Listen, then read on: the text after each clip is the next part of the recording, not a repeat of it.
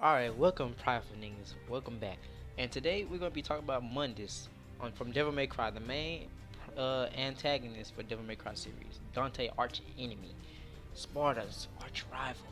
But we're gonna be talking about Mundus because Mundus is seemingly kinda lowballed in ways or whatnot. He's actually a very powerful foe. So we're just we're gonna talk about background, some things that he displayed, showcase, appearances he's made, whatnot. So we're gonna get right into it. We could talk about the background first. Now, Mundus, Mundus is really how you pronounce it. He's really identified as Pluto twice within Devil May Cry. The stone covering the pit, known as the Lapis Manalis, I think that's how you say it, would be removed 3 times a year, and when it was removed, it was believed that the spirits of the blessed dead would commune with the living. Now, remember, we always see Mundus have 3 eyes with like 100 hands on the eyes. Now, Mundus's 3 eyes are likely a reference to Satan, who is portrayed with 3 faces in Dante Alighieri's, I think Alighieri's The Divine Comedy, I believe. Satan is also considered the prince of this world and the prince of darkness, and Christianity. So both of which are titles that Mundus shares with him. Mundus' pseudo-angelic appearance also coincides with Satan's traditional role as a fallen angel within the Christian faith, as we see when we very first see Mundus in the very beginning of Devil May Cry. So, though Mundus' appearance and basis is rightfully in the fashion of that of Judeo-Christian design, the absence of any god sort of figure mentioned throughout the series appears to draw basis from the demon king Mara and the fiend's depiction from Japanese Buddhism, known as Dairokunten Mao. I might have butchered the name. I really don't know how to. I might have butchered it, or for English, better words, the Great Six Heavens Demon King. Mara keeps his figure as a being who dwells in the furthest reaches of the sixth heaven of the desire realm, responsible for the creation of the world to keep all in its carnal grasp, and is the leader of demons who follow him under this command. Now, this means that Mundus is a god creator of the world. He's actually a creator of the world. So, like Mara, Mundus bears this in his aspects, from his heavenly fake to literally being the king of the demon world, which he also is a universal emperor because he also governs the dark universe. So we're gonna talk about some appearances he done made. He done made his appearance in Devil May Cry 1, and he made his appearance in Devil May Cry 2 at the very beginning, the very first cutscene, and he made his appearance in Devil May Cry 2 light novel that happens and take place right before Devil May Cry 2. So, in Devil May Cry 1, Mundus attempts to escape into the human world by opening a gate on Mallet Island. At the same time, he uses Trish to manipulate Sparta's other son, who is Dante, and to come into the island so that he can be killed. Now, Trish is a demon created by Mundus. He created a monument and the exact direct copy that looks exactly like Dante's mother, Eve. I think that's her name. No, Eve something, I forgot. But basically, she looks just like his mother. So throughout the game, Mundus remains dormant within this his statue, his first form, the angelic form that we very first see once you go into the castle in Devil May Cry, the main hall of it, and you look. The very first thing is a statue, and of course Dante thinks nothing of it. He doesn't know that that's Mundus. He just thought that it's just a depiction of a god, basically, But visually, he looks like a god. Mundus, he purposely makes himself look godlike. So Tomoyo Asubas, who's the motion artist for Mundus and Devil May Cry, he states so we took that to heart by making his silhouette godly and majestic.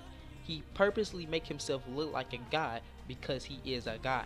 The crumbling second form, which we see at the very end of the game when Dante sees his true self, is meant to show how pitiful he really is in contrast with the majesty of his first form.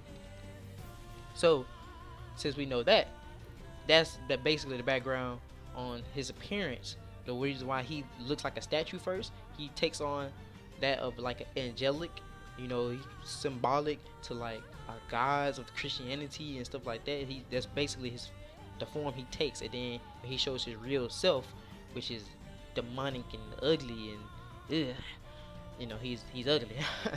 So he appears after the third battle with Griffin, also ruthlessly executing his fallen general, who pleads to Mundus to be healed and strengthened to defeat Dante. Of course, Mundus does not listen to him. So Mundus is not seen again until Nilo Angelo's ultimate defeat. Now, Nilo Angelo is Virgil, commenting to Trish that Virgil had fallen and saying she knew what she had to do, while Trish does ultimately lure Dante into a trap to battle Nightmare, which is like a freaking blob of a demonic streak energy. So even that failed. So Mundus had to appear permanently. So finally Dante arrived there. Mundus was going to kill Trish. Dante wasn't having that shit, basically to run it down. So since Mundus wanted to kill Trish and Dante wasn't having that shit, annoyed with his creation's behavior, Mundus tries to destroy Dante, but Dante deflects the blast and demands Mundus to show his real self. Deciding to honor Dante's words, Mundus sheds his marble-like form, revealing his aged angelic body, and then transport himself and Dante to an infinite pocket dimension of darkness and clouds. There, he comments on how he now sees the light of Sparta's eyes within Dante's own. When Dante demands to know why Mundus used his mother's face, Mundus calls her a worthless being, and he does that because he was upset Sparta basically did the human nature with his mother. Basically they fought. Alright. So anyway, when Dante did find that out, Dante demands silence, and this starts the battle with them flying off into the darkness. And Dante assumes his father's and taps into his true power, the devil trigger of his father's spider. Of course, Dante succeeds in injuring Mundus, but he himself is falling down to the lava, knocked by Mundus. Mundus attempts to overwhelm Dante with his overwhelming raw power, but Dante overcomes it, and Mundus painfully takes to the sky, screaming as his wings fall away and his pocket dimension fades away, seemingly taking Mundus with it.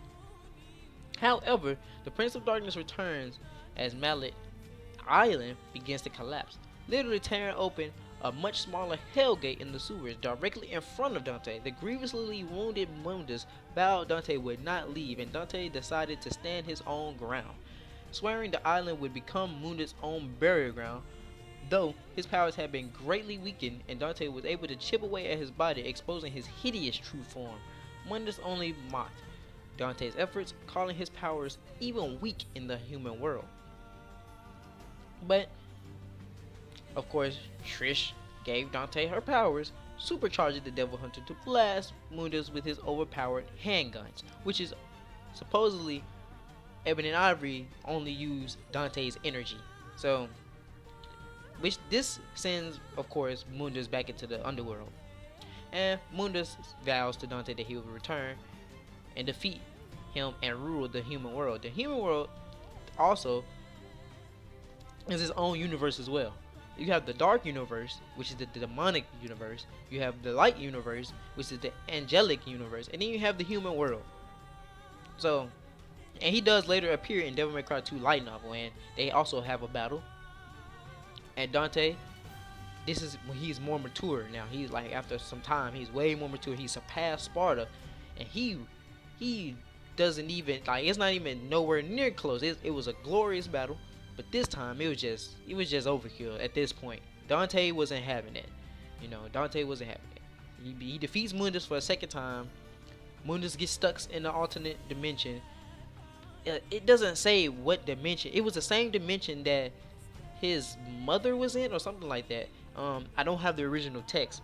That's the problem. I was trying to find the original text, but we're gonna keep going forward. That we know that there was an alternate dimension, and this right after Mundus is defeated by Dante, that's when Demoinc 2 starts, because the old lady sends Lucia to have help, to get help from him. So now we're gonna talk about Mundus's powers. Now the thing about Mundus is, I think he's not really appreciated too much. We have to understand, Mundus is the Prince of Darkness. He is the universal devil emperor. He rules over the demon realm and the dark universe. The dark and light universe was sealed by Sparta. Sparta defeated Mundus as well. So since Sparta and Mundus, but since Mundus is a universal being himself, he's a god, and then you have Sparta who seals the dark universe and light universe and defeat Mundus. I mean, it's kind of in there, and Dante scales to both of them. So we're gonna stick to Mundus though. We're gonna stick to Mundus. So he has absolute control over the whole entire demon realm, the demon world. Now they might retcon this in future person. They might retcon the demon world being the dark universe. They might just retcon that. But as far as what we know now, Mundus has absolute control over almost every single demon within his domain. Now he didn't have control over Sparta. He didn't have control over Abigail, who also was a demon ruler. He didn't have control over what is it? The spirit embodiment, that ugly angel, but that ugly thing, whatever it was it. But that was also a demon king. He didn't have control over them three, but they weren't nowhere near his power except Sparta. We don't know the true power of Abigail. We never did get to explore that in anime. So he's displayed creation. He has powers to create. He can create stellar things. He can create stars. He can create life. This is also supported by Hideaki Kamiya. He also said that Mundus is a universal being. He can create dimensions. He can create stars, stellar objects, galaxies, clusters. You know, he could do all that. He also has shown the power to possess mind control. He also can enhance your powers as well while you're under his mind control.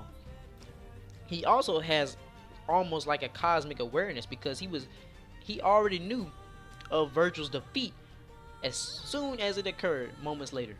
He already knew about it. Mundus was also shown to be able to create his own pocket dimension of infinite darkness and clouds. It had a pool of lava below it as the final battlegrounds. Now here's the problem with this that I really don't understand.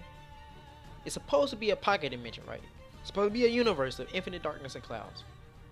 It shows stars everywhere. They go up even further into the dimension.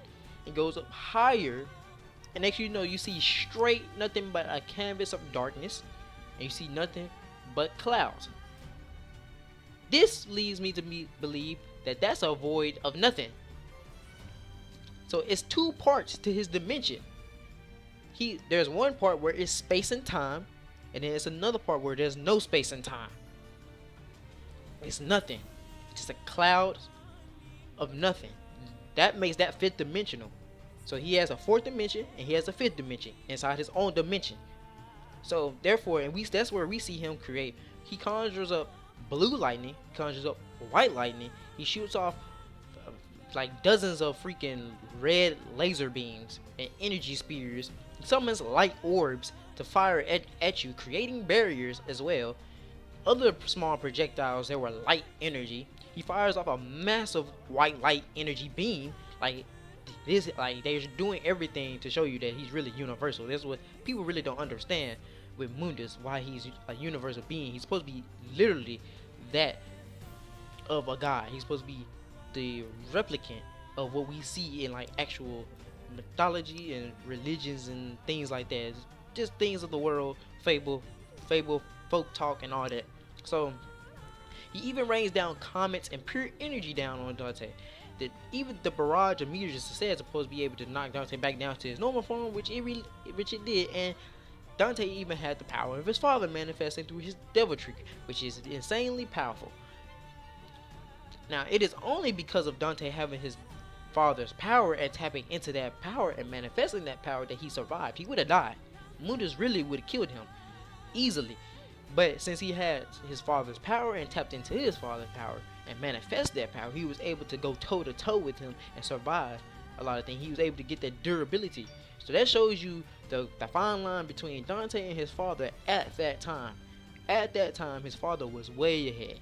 This shows you that Dante really couldn't compete with them. He would got ate up or whatnot. But Mundus, of course, possesses sufficient strength, most likely even due to his massive size, to literally swat a Sparta and hands Dante down. Now that we know that, Mundus is also very resilient and has incredible durability because he even survived his battle with Sparta with only a massive wound to show for it, which is in the middle of his chest. So, and he literally tear his way through the demon world to survive and ignore and run away from Dante in a wounded state, and boasted and called Dante weak. Now, here's something with that. If he was able to endure all of the attacks that Dante threw at him, he was able to leave, tear his way through the demon realm. First of all, his pocket dimension collapsed. Then he was able to tear his way through the demon realm.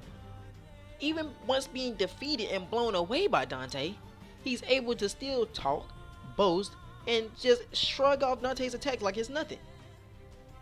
This is showing you the power, and Mundus is also immortal. Just to let y'all know that. Mundus is immortal as well.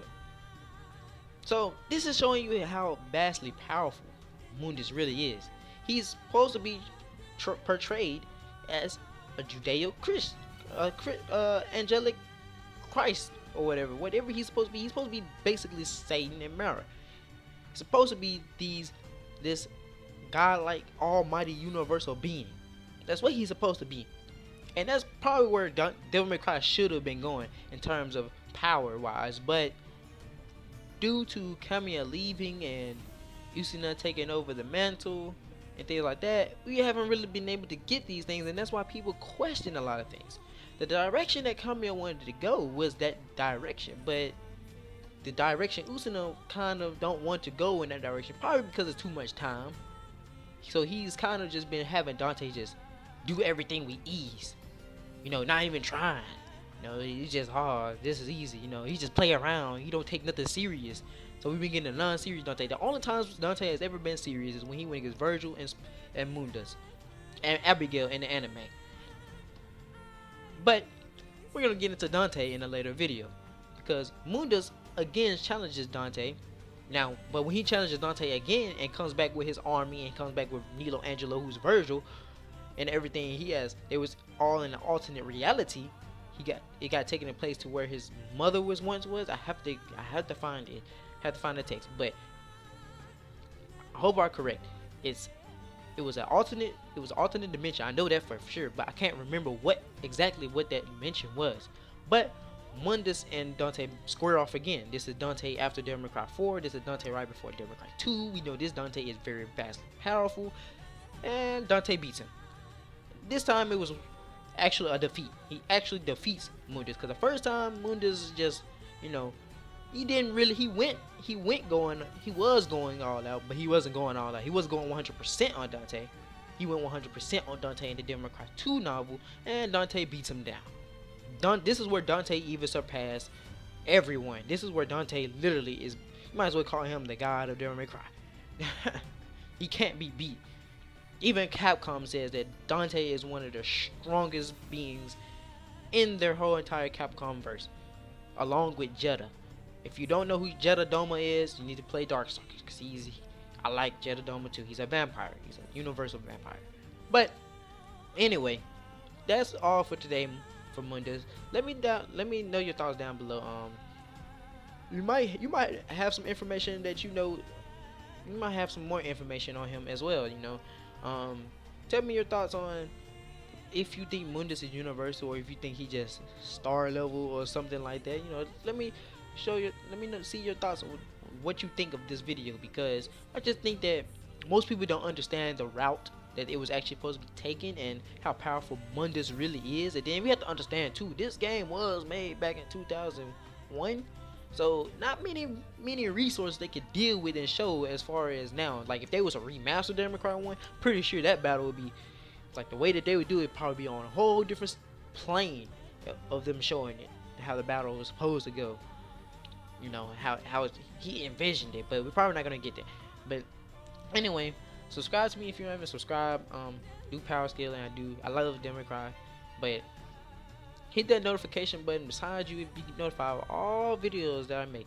If you like these videos, stick around. You know, go ahead, subscribe, stick around. You know, I like talking about this stuff. But let me know your thoughts down below. All right, Prophet Eagles. See you later.